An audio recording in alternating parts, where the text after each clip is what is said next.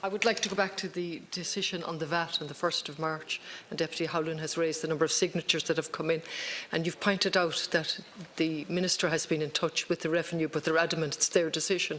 But your area is policy, and if it's the policy of the government to look at this, and I understand there's a review underway, then it makes no sense for the Revenue to persist with the decision. It could be deferred pending the policy review. Now, we're going to go through an omnibus amount of legislation in relation to Brexit, and we're putting in aids to various businesses, and at the same time the other hand of the government is ensuring that people will be in trouble in relation to jobs, but most importantly those who use health supplement. And we've all received a huge amount of representations from people with disability, people who are struggling to live on the ground, who are paying out for supplements which will jump by 23%. So for God's sake, I appeal to you, do the right thing, make a practical decision here in relation to this, and let the Revenue, of course they're independent, but it can be deferred. Thank you. Deputy Noel Grealish on the same matter.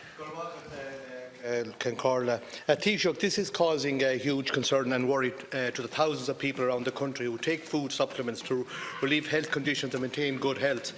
A recent UN report titled Towards a Common Food Policy for the European Union, which was published earlier this month, stated that 80% of healthcare costs are caused by chronic diseases, many of which are a result of poor diets, and the report suggested an EU reform of public procurement and VAT could shift incentives in favour of healthy and sustainable diets.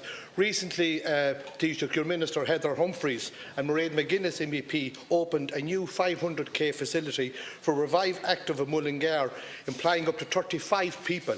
I met with that company, Taoiseach, and they have advised me that if this VAT is introduced, they could end up laying off people. So, Taoiseach, along with my colleagues, I would ask that the VAT rate be deferred until proper engagement takes place with all stakeholders involved. Taoiseach.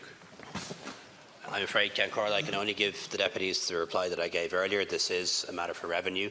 It's a Revenue determination. The Revenue Commissioners are independent, and any decision on a deferral would also be a decision for Revenue, not for Government. The VAT rate in Ireland for recognised oral medicines like folic acid, for example, is 0%, but for processed foods, VAT does apply.